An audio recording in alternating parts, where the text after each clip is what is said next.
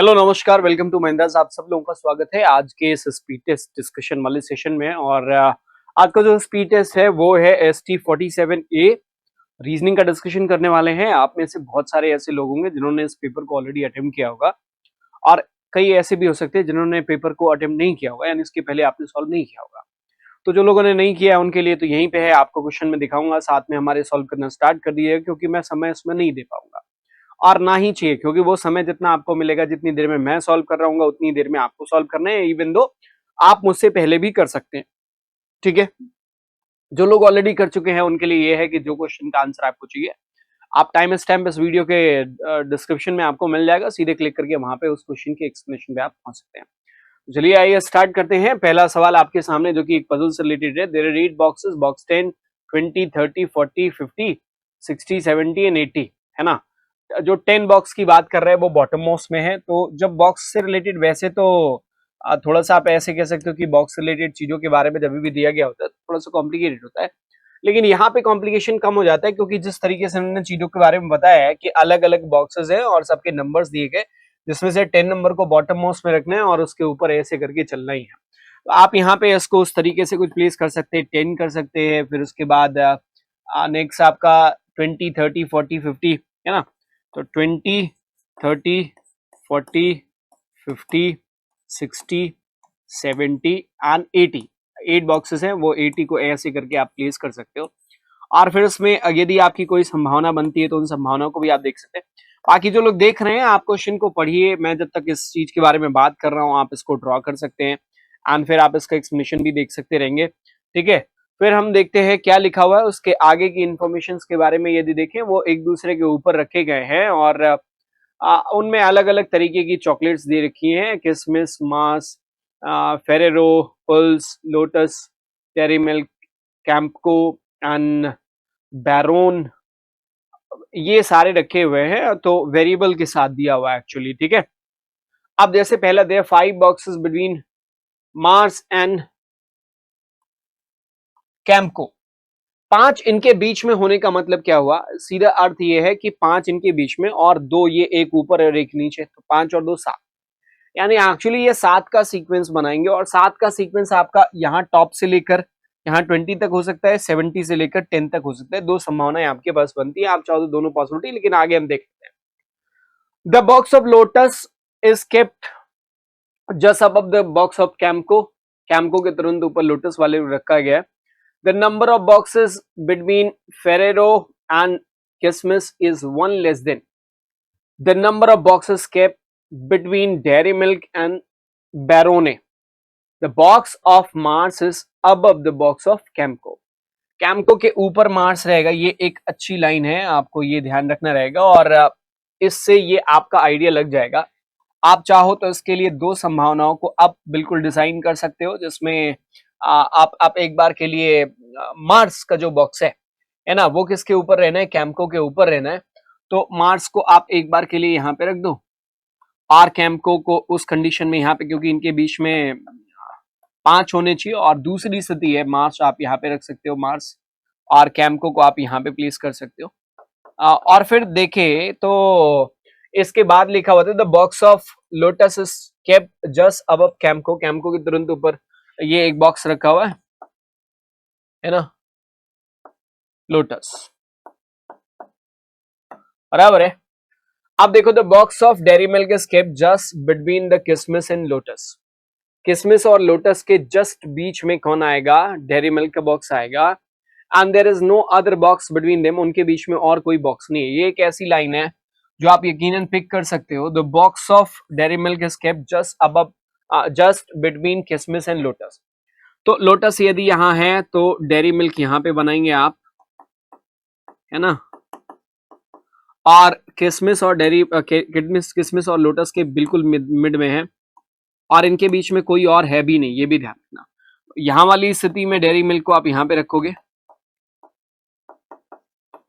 और फिर किसमिस आपका कहाँ आना है, इस जगह पे आना है, बराबर है। चलो भाई, the box of mass is the box of dairy milk is kept just between the kismis and lotus, and there is no kismis और lotus के बीच में dairy milk का है, and there is no other boxes between them, उनके बीच में और कोई बॉक्स नहीं है। Pulse is kept in box 60, pulse के बारे में बोला गया 60 नंबर बॉक्स में रखा गया, तो पल्स को आप यहाँ पे रख दो और इस वाली स्थिति में यदि देखो तो पल्स को आप इस जगह प्लेस करोगे, ठीक है। अब आपके ऊपर चले आओ, कुछ लाइनें जो हमने छोड़ रखी थी, जैसे क्या लिखा होता है, box of Lotus is kept just above the box of Campco, ठीक है। The number of boxes between Ferrero and Kismis, अभी किसमिस आपका कहाँ है, ये है, और फेरेरो को आपको प्लेस करना है, तो इस वाली स्थिति में किसमिस यहाँ पे, फेरेरो को आपको प्लेस करना है।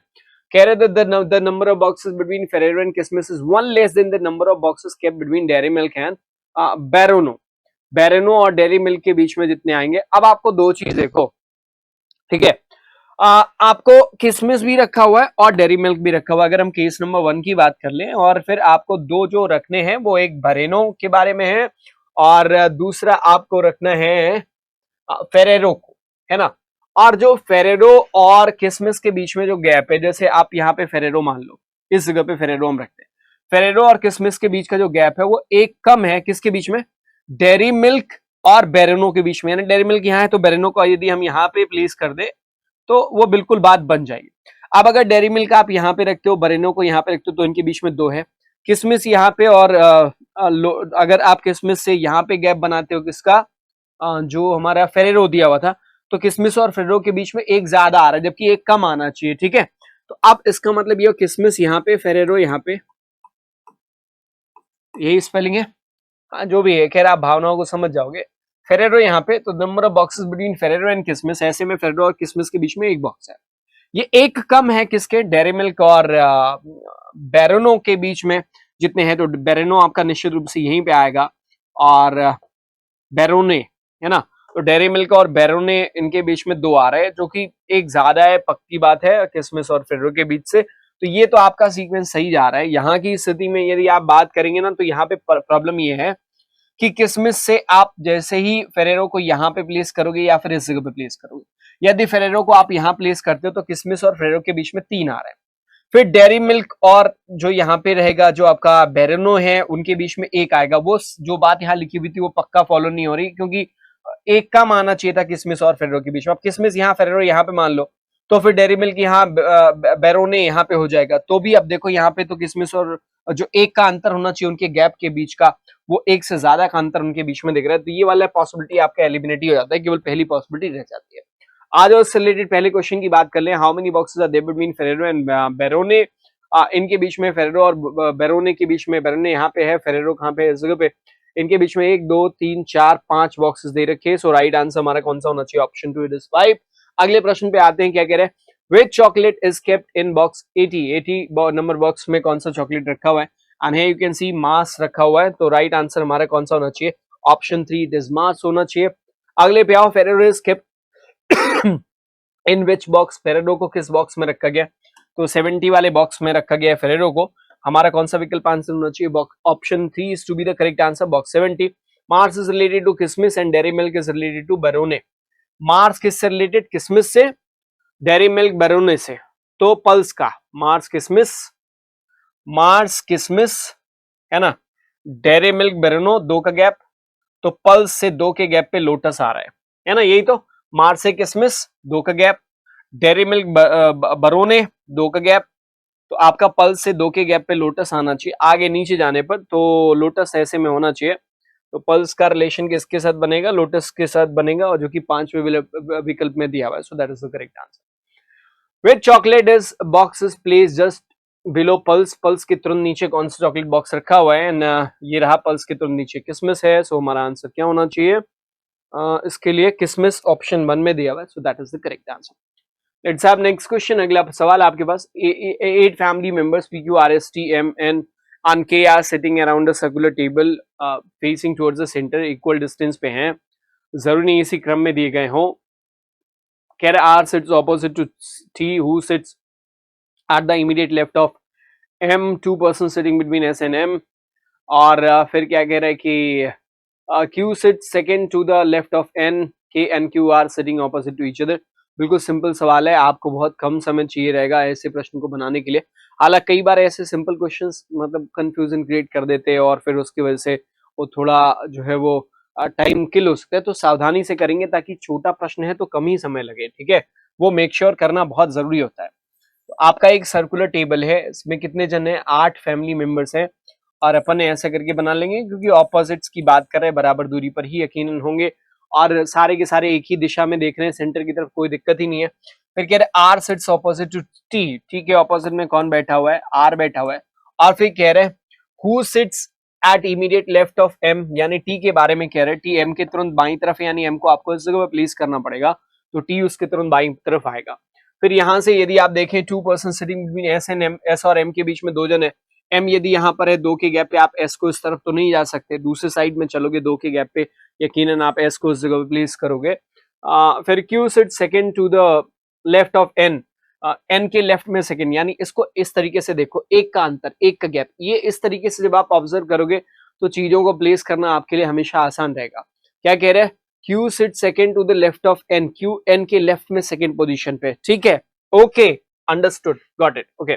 Q sit second to the left of N, Q N के लेफ्ट में सेकंड पोजीशन पे, यानी एक का गैप है, ठीक है, एक के गैप पे जगह कहां पे है, यहाँ पे देखो, और इस जगह पे भी एक का गैप दिख रहा है और यहां से भी, यहाँ पे भी एक का गैप दिख रहा है। पर आगे चल लेते हैं, K and Q are sitting opposite to each other, यानी के और क्यू के बारे में बोला गया है, एक दूसरे के ऑपोजिट में। अब देखो ध्यान से, क्या कह रहा है, Q sit second to the left of N, है ना, क्यू एन के लेफ्ट में सेकंड, एन अगर यहाँ पे रखोगे तो क्यू उसके लेफ्ट में सेकंड आ जाएगा, और क्यू के ऑपोजिट में आपको के रखना है, जो कि पॉसिबल नहीं रहेगा। तो आप यहाँ पे फिर उस कंडीशन में क्या करो, एन को इस जगह पे, हाँ क्या कह रहे हैं, Q sit second to the left of N, एक के गैप पे क्यू को आप इस जगह पे प्लेस कर दो। अभी क्यू के ऑपोजिट में आपको के प्लेस करना है, तो के के लिए जगह आपको मिल रही है, और एक व्यक्ति बच रहा है, आई थिंक वो कौन सा है, एम एन हो गया, पी क्यू हो गया, और पी बच रहा है, पी यहाँ पे आप प्लेस कर दोगे, दैट्स इट। अब इससे रिलेटेड जो क्वेश्चन है आइए वो देख लेते हैं। सिंपल क्वेश्चन था, what is the position of T with respect to S, T S के रिस्पेक्ट में किस दिशा में है, एस से राइट साइड में सेकंड पोजीशन पे दिख रहा है T, second to the right आएगा, फर्स्ट ऑप्शन में ऐसा दिया हुआ है। Who sitting between Q and N when counted from the right of Q, Q के दाईं तरफ से यदि गिनना स्टार्ट करें तो क्यू और एन के बीच में कौन आ रहा है, यहाँ पे देखो आर वो व्यक्ति है जो क्यू और एन के बीच में आ रहा है, so answer is to be option 5, it is R. फिर आगे चलते हैं, राइट ही बोल रहा था ना, हाँ ठीक है। Who sitting second to the right of N, N के राइट में सेकंड पोजीशन पे इनमें से कौन है, एन यहाँ पर इसके राइट में फर्स्ट सेकंड के आ रहा है, तो राइट आंसर क्या होना चाहिए, के, सेकंड ऑप्शन में दिया हुआ, so that is the correct one. अगले प्रश्न पे आते हैं, who sitting opposite to P, P के ऑपोजिट में कौन बैठा हुआ है, पी यहाँ पर है, उसके ऑपोजिट में एस आएगा। Who sitting opposite to P, P के ऑपोजिट में कौन है, एस है ना, who sitting opposite to P, that is S. और फिर who sitting immediate right of Q, Q के तुरंत दाईं तरफ कौन बैठा हुआ है, क्यू यहाँ इसके तुरंत दाईं तरफ में कौन है, आर है, सो हमारा आंसर क्या होना चाहिए, R. Question number 10, R is the correct answer. I hope कि इतने तक आपको चीजें समझ में आ गई होंगी। ओके चलो, let's have the next question. 7 person A B C D E F G are travelling to different cities, I I J K L M N O, इनके सिटीज के नाम ऐसे लिखे हुए हैं, and all of them have different type of gadgets, T U V W X Y Z। the person who goes, देखो बहुत सारे वेरिएबल्स इसमें दिए हुए, पर्सन्स जो जिनके अराउंड इंफॉर्मेशन घूम रही होगी ना, तो उसको ध्यान से आप पढ़ लो। पहले तो उसका हिंदी भी दिखा दे रहा हूँ, जिन लोगों को हिंदी में चाहिए you can pause the video है, आप यहाँ पे वीडियो को पॉज कर लीजिए और इसको ड्रॉ करिए, स्वयं से बनाइए इसको, और फिर क्वेश्चन को चेक करिएगा, ठीक है। जिन लोगों को इंग्लिश में चाहिए वो आपके सामने यहाँ पे दे रखा है, आप इसको बना सकते हैं यहीं पे।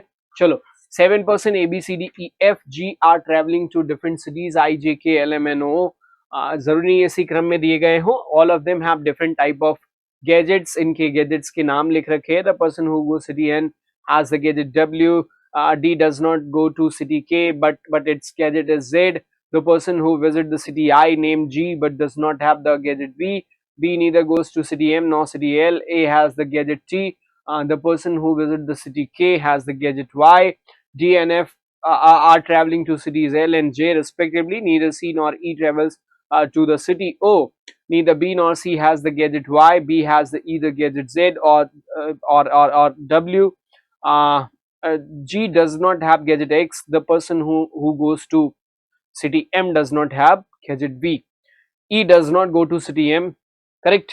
ओके, तो ये सारी इंफॉर्मेशन आपको दे रखी है। अभी अपन लोगों को करना क्या चाहिए, तो मेन स्ट्रीम में जिसके अराउंड सारी इंफॉर्मेशन घूम रही है वो ये 7 लोग हैं, तो हमें इन्हीं 7 लोगों को वर्टिकली अलाइन कर लेना चाहिए, और मैं यहाँ पे लिख दे रहा हूँ ए से लेकर जी तक, ठीक है। तो ए हो गया, बी हो गया, सी डी ई F और फिर G है। ठीक, कुछ नेगेटिव इंफॉर्मेशंस को आपको बाईं तरफ सेट करना चाहिए और जो पॉजिटिव इंफॉर्मेशंस हैं आप उनको दाईं तरफ के लिए तैयार रखें। यानी राइट हैंड साइड हमेशा पॉजिटिव इंफॉर्मेशन के लिए होता है और लेफ्ट हैंड साइड जो है वो नेगेटिव इंफॉर्मेशन के लिए होता है। चलो अभी देखते हैं, the person who goes city N has the gadget W. जो एन सिटी में जाता है उसके पास गैजेट कौन सा है? डब्ल्यू है। करेक्ट है, एन सिटी में जाता है उसके पास गैजेट कौन सा है? डब्ल्यू है। अब यहाँ पे सिटी ऑब्लिक गैजेट ऐसा करके मैं लिख दे रहा हूँ ताकि आपको कंफर्मेशन रहे कि लेफ्ट हैंड साइड पे सिटी प्लेस करना है, राइट हैंड साइड पे गैजेट प्लेस करना है। क्योंकि ये लेटर्स लिखे हुए ना तो कंफ्यूजन बन सकता है आपको। The person who goes city N has the gadget W. N जो जा रहा है सिटी में वो उसके पास डब्ल्यू गैजेट है। ठीक है, अभी ये किसके पास है वो आपको मालूम नहीं है, इसको मैंडेटरी पेयर कहते हैं, अलग से मेंशन करके रखना रहेगा। D does not go to city K. D कौन से सिटी में नहीं जा रहा? के में नहीं जा रहा। यहाँ पे सिटी नेगेटिव साइड में के मेंशन कर दोगे। But it's gadget is Z, उसका गैजेट क्या है? जेड है, तो यहाँ पे आप ऑब्लिक लगा के जेड प्लेस कर सकते हो डी पे। ठीक है, फिर क्या कह रहे हैं? The person whose visit the city I name G. जो सिटी आई विजिट करता है, the person who visits city I name G, यानी जी कौन से सिटी को विजिट करता है? आई सिटी को विजिट करता है। ठीक है, but does not have gadget V, लेकिन इसके पास वी गैजेट नहीं है, तो नेगेटिव साइड पे गैजेट को लेकर वी यहाँ पे आप नेगेटिव कर सकते हैं। बराबर है।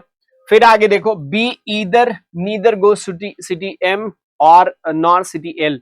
बी के बारे में कह रहे हैं, दो सिटी को नेगेटिव बोला गया, एल सिटी को और एम सिटी को, है ना, M nor city L. M और एल सिटी यहाँ पे नेगेटिव है, किसको लेकर? बी को लेकर। फिर कहता है A has the gadget T. A के पास जो गैजेट है वो कौन सा है? टी है। बराबर है, A has the gadget T. The person who visit city के, जो के सिटी विजिट करता है ना, हैज द गैजेट डी। के जो विजिट करता है, कहां चला गया?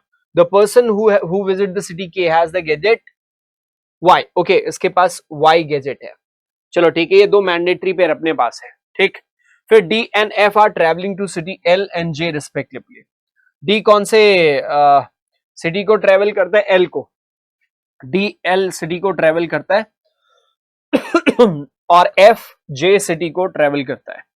एफ कौन से? जे सिटी को ट्रेवल करता है। बराबर है। आर क्या कह रहे हैं? Neither C nor E travels to city O. C O city को ट्रेवल नहीं करता और ई भी ओ सिटी को ट्रेवल नहीं कर रहे हैं। ठीक है, neither B nor C has the gadget Y.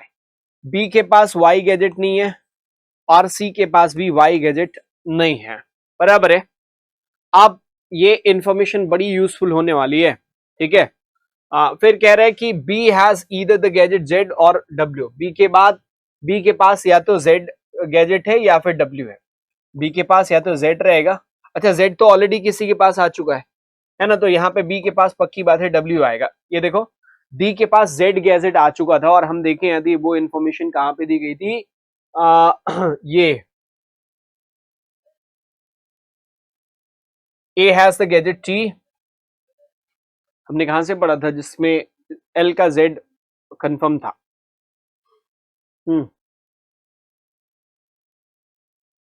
हाँ, डी का गैजेट जेड लिखा हुआ था, यहां पे देखो ऊपर, बिल्कुल ऊपर लाइन में।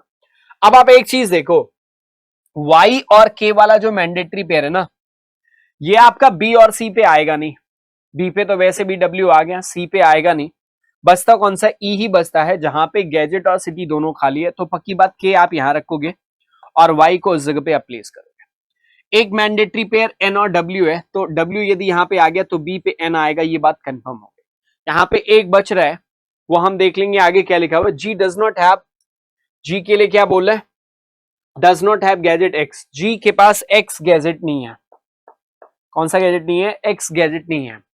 फिर आगे देखो, the person who goes to city M, the person who goes to city M, जो एम सिटी को जा रहा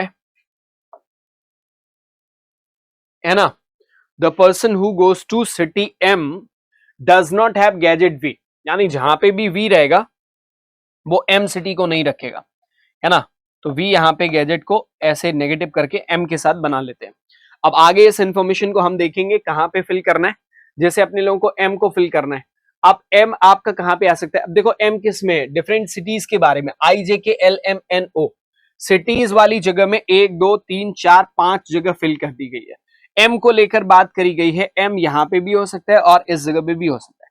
जहां पे एम रहेगा वहां पे वी गैजेट नहीं होना चाहिए, ये आपको ध्यान रखना है। अब हम एक काम करते हैं, गैजेट्स पे देखिए 1 2 3 और 4 गैजेट्स आपका फिल हो चुका है, 4 जगहों पे गैजेट फिल हो चुका है। सिटी हम नहीं अभी फिल कर पा रहे क्योंकि ये सी और ए का सिटी को लेकर है और उसके लिए नेगेटिव आपके पास कोई नहीं दिख रहा।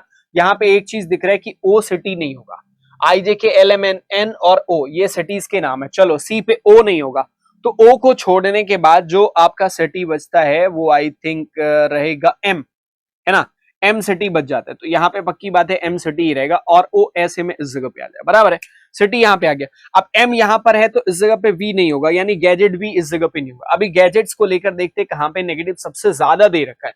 इस जगह पे देखो वी और एक्स गैजेट को मना किया गया है, ये गैजेट्स के नाम है जिसमें वी को और एक्स को इस जगह पे मना किया गया। तो ये 2 हो गए, 2 4 और 2 6, 6 गैजेट हो गए, बचे आपका एक ही गैजेट कोई बच रहा है, वो गैजेट यकीनन इसी जगह पे आएगा। देखो एक्स और वी नेगेटिव हो गया, फिर वाई जेड डब्ल्यू और टी गैजेट कहीं और प्लेस्ड है, तो यहाँ पे एक ही गैजेट कोई बच रहा होगा और वो गैजेट कौन सा है, यू बच रहा है आई थिंक, है ना। तो यहाँ पे कौन सा आना चाहिए, गैजेट यू आना चाहिए।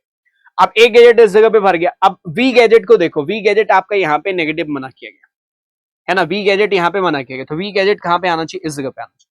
और एक कोई बच रहा होगा, टी हो गया, यू हो गया, वी हो गया, डब्ल्यू, एक्स, एक्स बच रहे हैं ना, तो एक्स यहाँ पे आएगा, यानी गैजेट एक्स इस जगह पे होना चाहिए, बराबर है।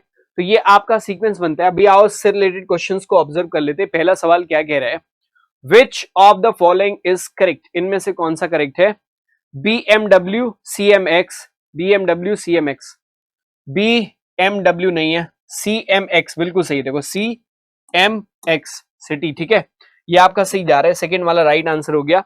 GIV देख लो, चेक कर लो, बाकी भी GIU है, यहाँ पे V नहीं है, ठीक। फिर FJZ, F J और V है, Z नहीं है, ठीक, तो केवल वही सेकंड वाला आपका सही हो जाएगा। The person who has gadget W goes to which city, W वाला कौन से शहर में जा रहा है, तो गैजेट W इसके पास है और वो शहर उसका कौन सा, N सिटी में जा रहा है, तो हमारा आंसर क्या होना चाहिए, ऑप्शन 4 N होना चाहिए। चलो नेक्स्ट पे देखते हैं, which gadget does G have, G के पास कौन सा गैजेट है, तो G को आप ऑब्जर्व करो तो G इस जगह पे, और इसके पास जो गैजेट है ना वो है U, तो जी के पास यू गैजेट है, हमारा सेकंड ऑप्शन में राइट आंसर बनेगा, कंफर्म है वो, कोई इधर का केस नहीं है। What is the name of person who goes to city O, O city जाने वाले व्यक्ति का नाम क्या है, और ओ सिटी जाने वाला हमने फिल किया था, ये ए है ना, ए है जो ओ सिटी को जाता है, तो हमारा आंसर क्या होना चाहिए, ए ऑप्शन 4 में दिया हुआ है। और नेक्स्ट क्वेश्चन है, E goes which city and what gadget does he has, ठीक है, ई के लिए बोल रहा है, ई का सिटी और गैजेट के और वाई, है ना, K city Y gadget, K and Y, third option right answer बनेगा। चलो तो ये आपके 3 पजल शुरुआत में, और पहला वाले को छोड़ के बाकी ये भी थोड़ा कॉम्प्लिकेटेड इसलिए था, ये बस से मुश्किल नहीं था, इसमें चूंकि लेटर्स दिए हुए ना तो वो कंफ्यूजन एक क्रिएट करता है, गैजेट्स जैसे वैसे गैजेट्स के नाम दिए गए होते तो वो डिस्टिंग्विश करना वो ज्यादा कंपैरेटिवली इजी होता है, यहाँ पे मुश्किल हो जाता है। चलो अभी कुछ इनइक्वालिटी के क्वेश्चंस दे रखे हैं, इनको सॉल्व करते हैं। पहला स्टेटमेंट ये दे रखा है और इसमें 5 कंक्लूजन्स दिए हुए हैं, 1 2 3 4 5 कंक्लूजन्स नंबर्स दे के रखे हुए हैं, तो इनको ध्यान से सावधानी से करना। जैसे पहला क्वेश्चन क्या कह रहे हैं, 8 एंड 18 का कंपैरिजन है, ठीक है, 8 किस जगह पे, यहाँ पे दे रखा है, और 18 आपका यहाँ पे, तो 8 से 15 जाओगे, 15 से 18 जाओगे, बराबर है। कौन सा कंक्लूजन सही है ये आपको देखना है। 8 बड़ा है 15 से और 15 बड़ा बराबर है 18 से, यानी पक्की बात है 8 एक सिंगल साइन आ रहा है तो वो 8 ग्रेटर 18 आएगा, पहला कंक्लूजन आपका सही हो गया। अभी दूसरा देखो 5 एंड 11, 5 और 11 बराबर आ रहे हैं, देखो सामने से, केवल पहला वाला सही हो जाएगा। 5 विकल्प में आगे कंक्लूजन्स को आपको चेक करने की जरूरत नहीं पड़ी, इस प्रश्न के लिए आपका जो सही उत्तर है वो ऑप्शन 1 है। चलो अगला क्वेश्चन मैं आपको दे रहा हूं और बहुत छोटा सा समय मैं आपका लूंगा, बहुत छोटा सा नॉमिनल सा टाइम आपका लूंगा इस क्वेश्चन का उत्तर करने के लिए, ठीक है। चलो अभी इसको बनाते हैं, अभी मैं आपसे बोलूंगा कि आप इसका आंसर कर दो कमेंट बॉक्स में, फिलहाल के लिए आपका आ गया होगा, नहीं आया तो यहाँ पे देखो किसको देखना है। इधर 4 और 3 को, इधर 3 बड़ा बराबर 4 लिख सकते हैं क्या, बिल्कुल लिख सकते हैं। बाकी सारा सीक्वेंस में आप देखो, इधर पे 1 1 10 10 और 90 19 ऐसा करके तो सीधा हो जाएगा मामला। 3 और 6 का कंपैरिजन है, 3 इधर है, ग्रेटर इक्वल ग्रेटर, यहाँ पे लेस इक्वल आ जा रहा है, 6 तक पहुंचने में उल्टे साइन दिख रहे हैं। यहाँ देखो ये वाला और इस जगह पे, तो उल्टा साइन होने पर कोई अकेला कंक्लूजन सही नहीं होगा, तो ये कंक्लूजन गलत हो गया। 6 एंड 3 को देखें तो ये भी अकेला साइन सही नहीं होगा, बराबर है ना। फिर 4 और 10 का कंपैरिजन करें, 4 से 10, यहाँ पे भी इनके बीच में उल्टे साइन है, तो ये भी गलत हो गया। 10 और 6 को देखो, 10 और 6 में नहीं है, ऐसा नहीं है, 10 लेस इक्वल 6 आ रहा है, तो ये भी गलत हो गया। None of these is the right answer, यानी फिफ्थ विकल्प आपका करेक्ट आंसर। जो लोगों ने पांचवें को बोला है बिल्कुल सही बोल रहे हैं। अगले प्रश्न की तरफ आ जाओ। क्वेश्चन नंबर 18 आपके सामने, 27। अभी देखो इसमें क्या है, 27 और 7 लिख के रखा हुआ है, तो 27 कहाँ पे है, 21 एंड 7, तो 21 यहाँ से 7 यहाँ पे, उल्टे साइन इनके बीच में दिख रहा है आपको, उल्टा साइन होने का मतलब ये कंक्लूजन गलत।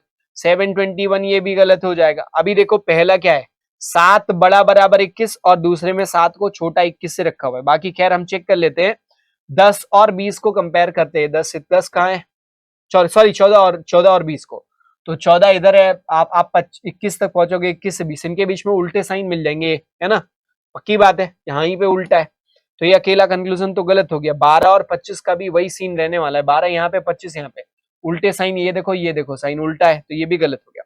अब आप देखो पहला और दूसरा इधर और बनने की वजह से चौथा विकल्प आपका राइट आंसर बनेगा। कैसे, 21 और 7, 21 7 के बीच में उल्टे साइन मिल गए। उल्टा साइन मिलने पर 3 संभावनाएं बनती हैं, बड़े होने की, छोटे होने की और बराबर होने की, यानी ये तीनों साइन आपके पूरे होने चाहिए 2 को जोड़ने पर। जैसे यहाँ 21 को लेकर देखें तो 21 छोटा है, बराबर है पहले वाले में, दूसरे वाले में 21 को बड़ा बताया गया, यानी इसको अगर हम क्लब करते हैं इतर के जरिए तो तीनों साइन आते हैं 21 के रिस्पेक्ट में, वही 7 के रिस्पेक्ट में बनेगा।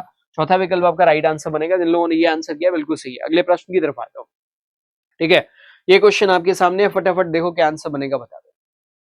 ठीक है, स्टेटमेंट दे रखा है 7 14, अब फिर वही पिछले वाले स्टेटमेंट का ही दे रखा है। हाँ, 7 और 14 का कंपैरिजन देखो, 7 ग्रेटर देन 14 आएगा, बराबर यहां से डायरेक्टली दे रखा है, करेक्ट, और यहाँ पे 7 लेस इक्वल टू 14 आ रहा है, गलत हो गया। यहाँ पे 7 लेस देन 14 है, ये भी गलत है। 7 ग्रेटर 14 आ रहा है, देखो इसकी तरफ ओपन हुआ है 14 और 7 के बीच में। 7 एंड 21 है दूसरा वाला, अच्छा दूसरा 7 एंड 21 है, 7 और 21 के बीच में तो सिंबल्स उल्टे हैं, तो ये गलत हो गया। 20 और 12 का देखो, 20 यहाँ पे और 12 किस जगह पे, इस जगह पे, 20 से 12 तक जाएंगे तो बीच में ये पड़ेगा, उल्टा साइन पड़ेगा, तो ये भी गलत हो गया। 14 एंड 20, 14 यहाँ पे, 20 यहाँ पे, फिर नहीं बनेगा, ये बात गलत है। 7 और 14, 7 बड़ा 14 से, ये देखो ग्रेटर साइन लगा हुआ है, 7 ग्रेटर 14 आएगा, सिंबल सही ऑर्डर में। पांचवा विकल्प आपका राइट आंसर बनना चाहिए। अब जब इससे रिलेटेड 20वां प्रश्न यानी इनइक्वालिटी का आखिरी सवाल, पांचवा प्रश्न आपके सामने, सिंपल क्वेश्चन है, अब आप लोगों ने तो आंसर किया ही होगा फटाफट। चलो खैर, अभी 12 और 18 का कंपैरिजन देखते हैं। किधर 12 लिखा हुआ है, यहाँ से है, और 18 आपका कहाँ पे, इस जगह पे, तो 12 से आपको 18 पे जाना है, तो 12 से कहाँ इक्वल है 5, है ना, 5 से आप चले जाओ 11, फिर अच्छा 12 से 18, चलो कैसे 5 से 11, हाँ ये जाएंगे, 12 से 15, 12 और 15 बराबर है ना बच्चे, तो 5, 12 और 5, तो 5 की जगह पे 12 लिख लो। अब 12 बड़ा बराबर 15 से, और 15 बड़ा बराबर 18 से, यानी 12 जो है वो बड़ा बराबर किससे आना चाहिए, 18 से। यहीं पे तो दिया हुआ पहला वाला, बिल्कुल सही कह रहे हो आप लोग, फर्स्ट वाला सही हो गया। सेकंड भी देख लो, क्योंकि एक चौथा भी देख लो, पहला तो सही हो गया। आप सीधे चौथा चेक करेंगे, क्योंकि एक पांचवा विकल्प इस तरीके का है जिसमें पहले और चौथे दोनों को सही बोल रहा है, क्या पता चौथा हमारा निकल आए। 11 और 18 को देख लेंगे, 11 से अपन को 18 पे चेक करके चलना है, तो 11 से 15 जाएंगे, तो देखो 11 से 5, सॉरी, तो 5 की जगह पे आप 11 मान लो, 11 बड़ा बराबर 15 से, 15 बड़ा बराबर 18 से, यानी 11 बड़ा बराबर 18 से, वही बात यहाँ पे भी दे रखी है, ये भी सही हो गया। यानी पांचवा विकल्प हमारा राइट आंसर बनेगा, जिसमें कहा गया कि पहला वाला कंक्लूजन और चौथा वाला कंक्लूजन दोनों के दोनों सही हो जाते हैं। ठीक है, बीच के हम नहीं चेक कर रहे क्योंकि कोई मतलब उसका बनता नहीं है। चलो, अब आ गया एक ब्लड रिलेशन का, और ये आखिरी सवाल प्रोबेबली होना चाहिए। क्या लिखा हुआ है, there 11 members in a family, एक परिवार में 11 सदस्य हैं, 3 जनरेशन है, कोमल हैज 3 चिल्ड्रन, कोमल के 3 बच्चे हैं, एक जिसमें से लड़की है और 2 बेटे हैं, एक बेटी और 2 बेटा। कोमल इज मैरिड टू स्वतंत्र से इनकी शादी हुई है, जो कि भाई किसके हैं, पीयूष के भाई हैं। पीयूष के 2 बच्चे हैं, प्रीत और Ritika. Rakesh is husband of Diksha and father of Piyush, Piyush के फादर के बारे में बता दिया गया। Rohit and Raunak are brothers, Preeti Preet and Ritika are sisters, Rani is daughter in law of Rakesh, Roli is daughter of Komal. तो आई थिंक ज्यादातर इंफॉर्मेशन आपकी डायरेक्टली देके रखी हुई हैं, तो सिंपली आप अगर इसको बनाओगे आसानी से बन जाएगा। चलो, इस क्वेश्चन के लिए थोड़ा सा समय आपका मन कर रहा है तो आप ले सकते हो, हमसे थोड़ा सा आगे होके आप इसको बना सकते हैं। और मुझे लग रहा है कि आप क्वेश्चन देखते ही जरूर अटेम्प्ट कर लिया होगा आपने, या कोशिश कर ली होगी, करना भी ऐसे ही चाहिए। क्योंकि जब आप हम डायरेक्टली सीधे देखो ये एक्सप्लेनेशन वीडियो है, तो मुझे लगता है ये मान के चलते हैं कि लोगों ने इसको अटेम्प्ट करके रखा होगा पहले से, है ना। तो समय बर्बाद करने का कोई मतलब नहीं बनता। फिर भी चलो अभी यहाँ से देखते हैं। There are 11 members in a family of 3 generation. Komal के 3 बच्चे हैं, ठीक है, जिसमें से एक लड़की और 2 लड़के। कोमल इज मैरिड टू स्वतंत्र। कोमल का विवाह किससे हुआ है? स्वतंत्र से हुआ है, स्वतंत्र, है ना। फिर who is brother of Piyush? स्वतंत्र किसके भाई हैं? पीयूष के भाई हैं।